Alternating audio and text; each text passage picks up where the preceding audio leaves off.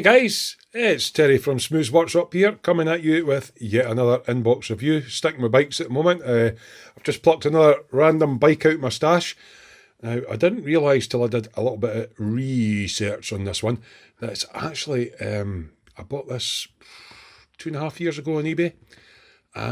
It's one of the typical Tamiya limited production runs, and it's seemingly quite a rare kit now. So there you go. Kit I'm going to be reviewing is Tamiya's a 1/12 scale. It's a Honda RC211V, but it's the 06 version, which is a Konica Minolta one. It's a MotoGP bike. I'm also going to do a review at the same time of the little fork detail upset, item number 12618. It is different from, because I've got the other one. Oh, bits falling about the place. I have got the original 211V, and there are a few subtle differences, just in case you're thinking of, I'll pick up a fork kit for it. So, what can I say about this kit? The original 211V, not the 06 version, was produced by Tamiya around about 2003. It was a new tool, and there have been 6 versions of it until this one. There's been a rebox, another one with new parts, then a new tool, then another new tool, and another new tool, and then new parts, and this one is saying it's a new tool. Basically, quite often on these bikes, although it's got the same engine and frame and everything, they changed subtle differences about the fairings and the seat, rear seat cowls and things like that. So it's saying this is a new tool. Kit number 14107, as I said, but this is the RC211V 06, so I'm just going to put that to the side. I got this because I really liked the colours of the kit. Unfortunately, it's another one of these ones that I've pulled out my stash that is pretty hard to get. I've looked on eBay. Now, when this kit came out, it would have been round about £35 to £40. The cheapest one I can see on eBay at the moment is £70, and one popped up on Amazon for 146 quid. So, yeah, it's one of these, what we would call getting like hen's teeth to get hold of. But I thought I would let you see this beautiful bike anyway, in case you do happen to come across a deal and fancy getting one. So it's got beautiful artwork on the front. It is obviously it's reproduced with the cooperation of HRC Honda Racing. Standard sort of beautiful artwork on the front. Now, I don't recognise the rider on this one. Right, this side it's all in Japanese. Okay. And this side is basically the kit and the part number. There we go. $39.99 when it first came out. Now, I don't know where this shop is because I bought it off eBay, but originally a £40 kit. Yeah, going for silly money now. And it's an M Tamada, so I'm assuming it's a Japanese rider. As I say, I don't follow the MotoGP, so I haven't a clue who the rider is. But what a beautiful looking kit. So let's take the box off, the lid off it, and I'll just change my camera angle a little bit, down onto the bench. Oh, sorry, fingers in the way. Give me a second, I'll just get... Am I still here? Still recording? Yeah, still recording. As I say, I'm just getting back into making videos. I've been doing so many lives that I haven't really done an awful lot of videos. So we're going to do an unboxing. Standard instruction sheet, so I'll put that to the side. A beautiful set of decals. I will scan these in, by the way, if anybody's interested in doing their own decals. I will scan these in. So we've got 1, 2, 3 white sprues. I'm not going to say it's chrome, but a sort of polished aluminium sprue, and another sprue with grey metallic. So this is one of the high-end kits. There's quite a lot of stuff in here. There is the bag of the usual tyres, and a separate bag with a tank in it, and again it's got the usual inside the box, a few cars, a couple of GT cars. Now, hold on, I'm just going to put these sprues off to the side. I'll actually balance them on my knee. This one, the Team Honda RC211V, was actually the third version of the kit. And then they've got the Telefonica Movie Star one. That was, I think, the second version. That was the original one. I've got that in my stash. I'll do a review on that.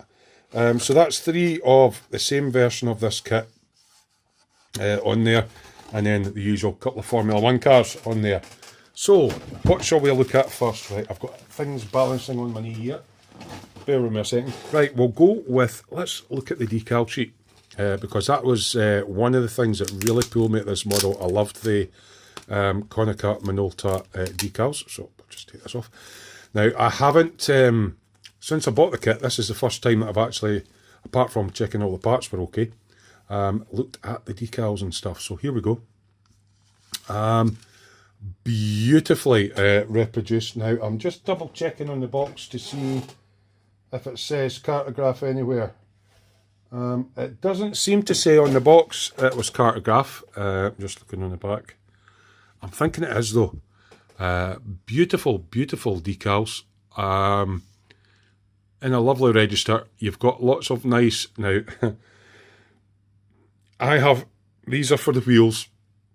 These are good fun. I done a Panigale with the red ones. Yeah, good fun. But it just comes with the is it number 6 the guy races in? Just checking.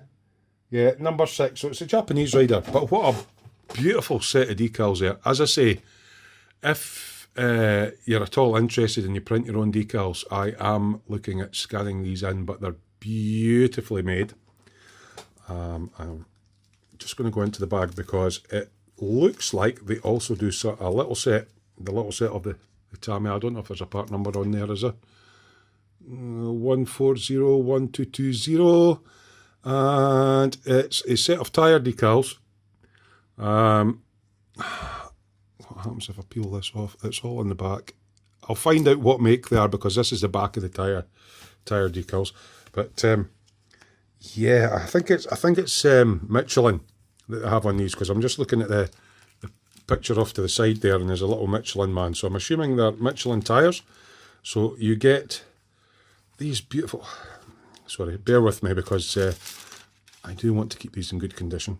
I'm just going to put these back into the bag, so bear with me a little second. So yeah, it appears that when I came back to the hobby, I bought a few kits that I got for, I didn't pay $39.99 for this. I think I paid about £26 when I got it. And it's apparently went up in price a little bit. I buy kits to build them, so I'm not what we call a flipper, who are people who buy kits and then flip them on eBay for a profit. So, standard instructions in black and white, a little bit of blurb about the bike. I'll let you pause that if you wish. Standard paint callouts. This one again starts with the engine build. It then goes on to the fuel injection, water pump, side casings, all that sort of thing. Then we're on to building the frame up. This looks like rear wheel assembly, front wheel assembly. It folds out. It's one of these fold out ones, so it can be a bit of a pain. You've got the rear shock absorber assembly, which does have a metal spring, but it isn't actually moving suspension unlike the 1/6 kits. Another part there, yeah. So that's a rear swing arm, suspension going on, chain going in, caliper, things like that. Onto the front fork assembly, front mudguard, getting the wheel and everything on, then building up the lovely exhaust on it. Fuel tank assembly, put the tank and exhaust on, radiator. Standard, pretty much a standard Tamiya build. And as always, all these little markings on here for the flexible hoses are to scale. So you can use this as a template when you're cutting them out. Got a bottom cowl, all the side cowls, putting all the parts on. And just assembling it, yeah. So I don't like all these fold out things, but pretty standard Tamiya instructions. And then we've got the decal callouts on the back. Right. So what we're going to go into next, right, there's a separate little bag. Now, what's quite good in this, and something that can be a little bit of a pain. Now, some of you guys don't like Tamiya staples. So, give me a second, I'm just, as I say, although I checked that this kit was complete, it's not been out the bag since I bought it. Well, it must be 2.5 years ago I bought this now. So, let me just, some of you might be saying, oh, you lucky bugger, you've got that kit. Yeah, I didn't realise at the time that they were doing such short runs. So, what have we got in here? So, we have the standard nose cone fairing. It's in that really soft white plastic. Again, there's a tiny, tiny little seam line down the front there. I don't know if it's a scratch or whatever. But it's beautifully cast. Yeah, it's not going to need much, if any, cleanup whatsoever. So we've got the lovely little nose cone fairing. Big plus, the tank, or the top tank cover. Because it's like, on these kind of MotoGP bikes, it's like a plastic cover, and then the actual tank's hidden underneath. It's all in one piece, so you're not going to have to deal, although there seems to be a slight little line down here, some sort of seam line, very little cleanup on that, so gorgeous. So I'm just going to stick that back in the bag, out of harm's way.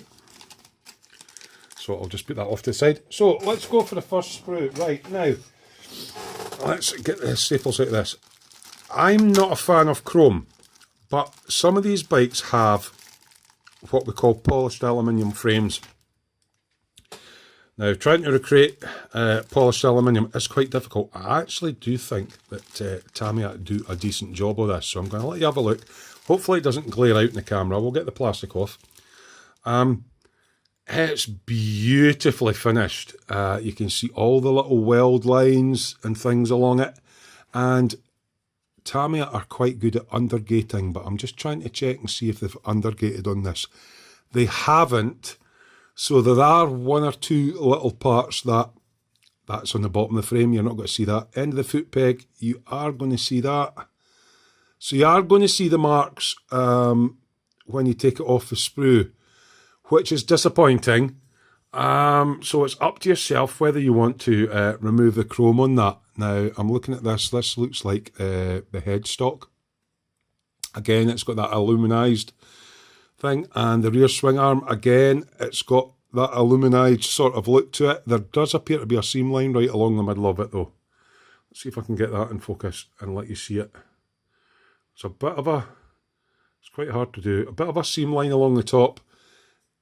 All the gating is on the bottom, but you're going to see it. So, although it's beautifully made, it's going to need stripped. I think that's going to need stripped. This looks to do with the rear sets. I'm just guessing because I've not read the instructions. Another part there, and all the intakes and that for the engine. So although it's beautifully cast, it's not undergated, and you're going to see the little bits, so it might be something that you want to strip, dip and repaint, but trying to get that kind of finish is going to be quite a challenge.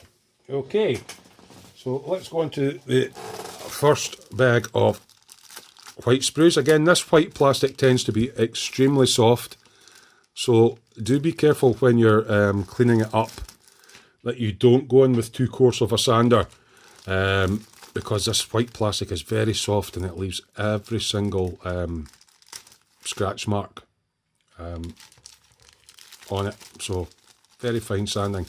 So what have we got here? We have got sprue, they're calling it sprue K.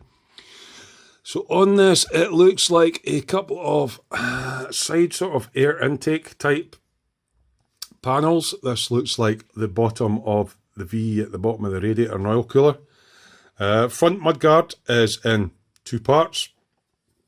So obviously you're going to have a seam line to take care of when you glue both of these together. This is the belly pan. Quite a long belly pan this. This actually runs right up to the back where the exhaust is. Beautifully, again, beautifully cast, moulded. Hardly, not an ounce of flash actually. A little bit of fastening detail on there. Some people use aftermarket to reproduce that. Any ejector pin marks, of which there are a few, are all on the inside.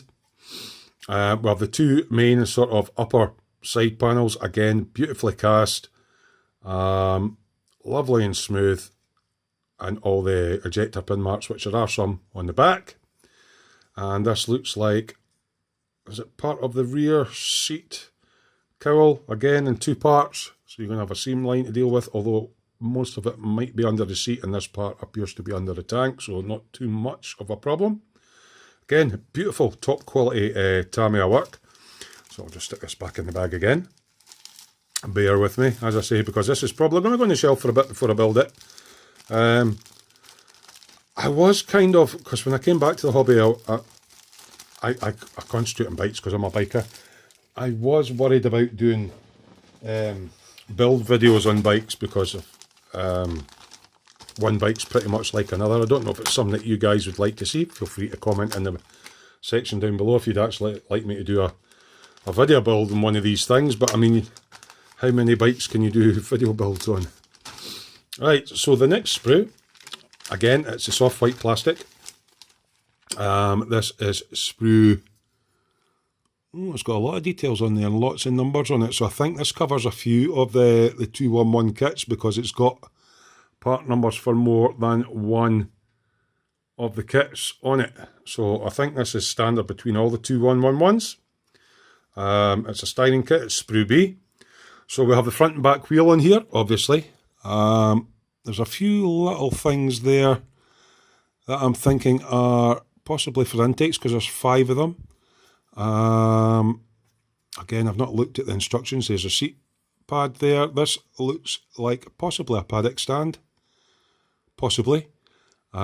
You've got the rear little mudguard part, the inner parts of the front discs or disc rotors, and the outer parts, which makes it a little bit easier when you're, these bikes tend to have carbon fibre front brake discs.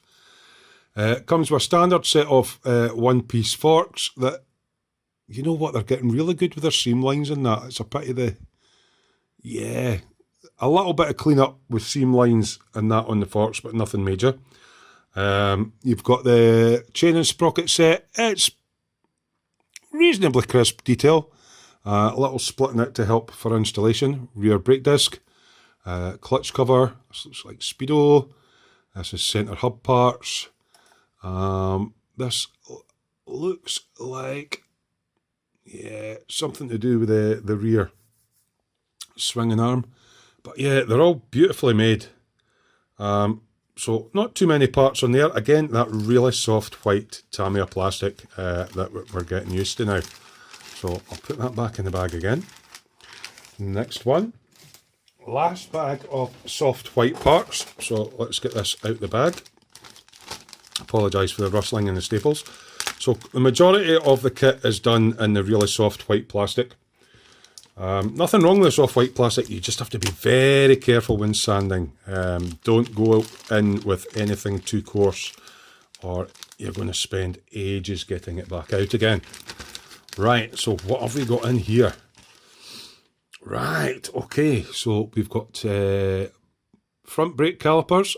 They have the standard Brembo on them, cast into the white. So that would pick up an oil pin wash that's recessed, the Brembo. This is a rear damper bottom assembly, part of the exhaust, another casing. You've got the left and right sort of the tank halves and the airbox halves. You will have a little seam on these, but that's covered by the top tank part.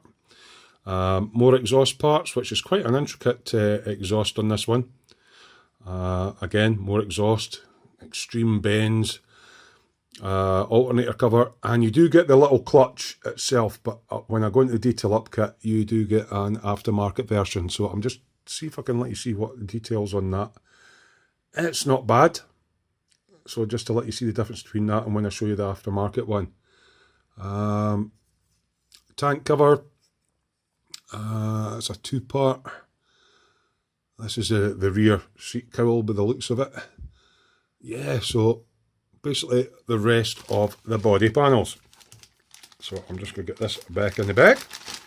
Hopefully try to keep these videos down to a decent length. Now, I've just noticed in there is another little bag with a clear screen in. Again, decent optical clarity on it. It is a little bit thick, so if you're one of the guys that likes to go for total realism, you might want to go for a vacuum-formed one. You can get those for Hero Boy, but it's, yeah, a nice little screen. I do like they put it in a separate bag. Right, on to the last big main sprue, which will be all the engine and radiator and stuff like that, which is in the usual sort of metallic-y grey colour. So bear with me, I'll just get the staples out of this. So that's the staples out. Right, so let's get a look into the kit. Now it looks like, just to my, like a previous kit, there are doubling up on parts on some of the sprues. Likes all this airbox and things like that.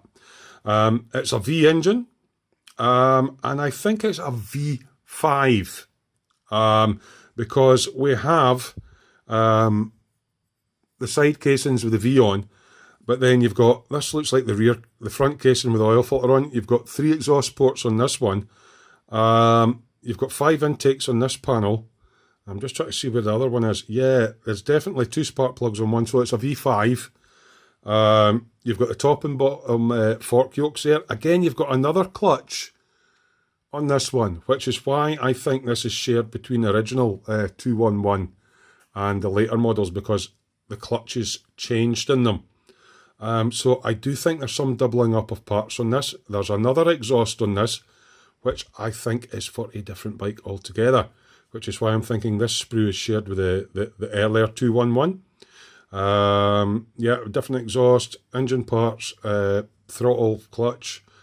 Again, rear suspension parts. Again, I think they're doubling up on parts on the sprues because this sprue is shared with other kits.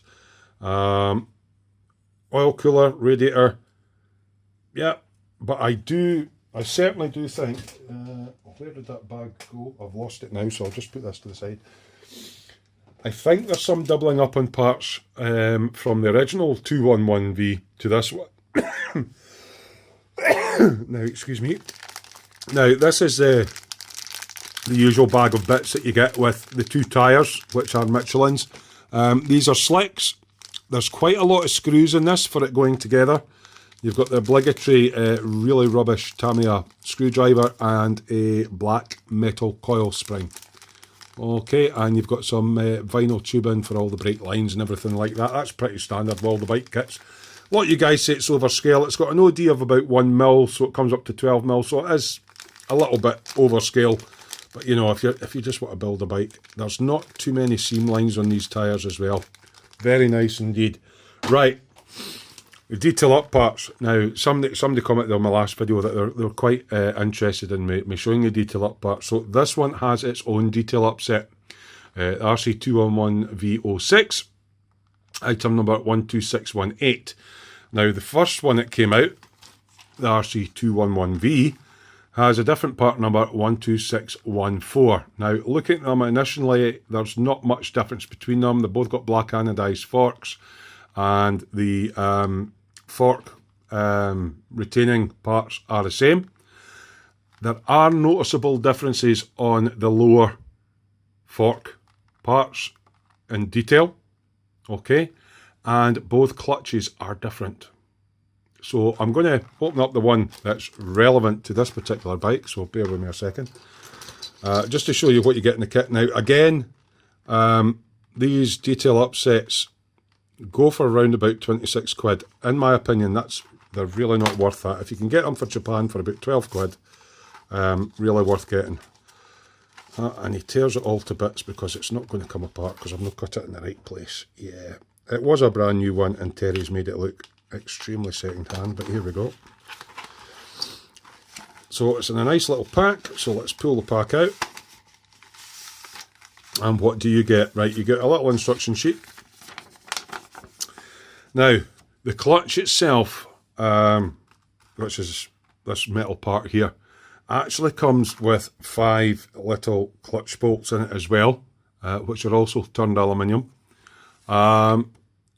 The fork tops as well, which are, I'll show you them in a minute, that are sitting up there for the adjustable dampers. That's those, they go on top of the standard part. And you have a rear spring which is grey in colour. So the only difference between that and the one that comes with the kit is it's pre-painted grey. And you've got the fork outer tubes and the bottom, the stanchions, and then the fork tubes there. And it shows you all going together with all the other bits and bobs. So let's have a look at this now. Let's get the staples out. Here's my staple remover. Apologies if this is running a little bit long. I just like to do a thorough inbox review, especially when we're going into the detail up stuff. So apologies if this runs into about 30 minutes or so, but at least it lets you know, because a lot of people buy these things on the internet, it lets you know what's in the box and what to expect. Okay, so that's the staples out. Now I'm going to do this the right way this time and pull this out. No, the wrong way. It should have been that way. Right, everything's just all fell out. Okay, so that's the fork tops. Right, so the actual stanchions themselves on this particular bike, again, they're just turned aluminium. Okay, which I think are pretty standard between all the bikes. But these ones are anodised in black. Okay, so we've got two black anodised fork stanchions.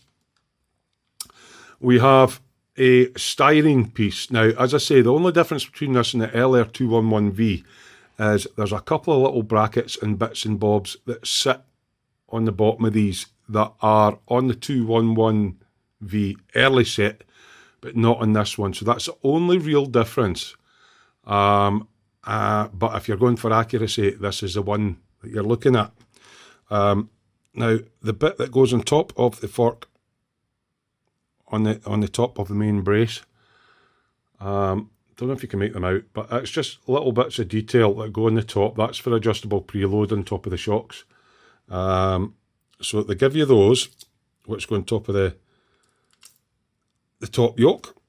For the bottom tubes on this particular bike, they are black anodised. So we've got a couple of little tubes there that are just anodised black brass parts.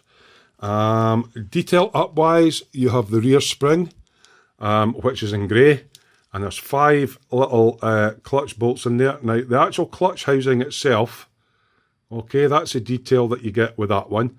It's nothing spectacular over the plastic one, apart from you've got the 5 little bolts going, but it is noticeably different from the earlier one. Okay, and that's basically about it. So, as always, thanks for tuning into my channel. Hope you've enjoyed this little inbox review. Apologies that some of the kits that I'm reviewing are hard to get now, but I'm just going to start pulling random kits out my stash and doing reviews on them. So if you do come across a kit, at least you know what to expect. And it's a different detail upset for this one. Do feel free to support my channel on Patreon. I'll put a little link up below. It's totally obligatory. You don't have to, but it helps keep the channel going if you do. Until the next one, hope you're all happy at the bench, enjoying your modelling. Until next time, happy modelling. It's Terry from Smoo's Workshop saying bye-bye.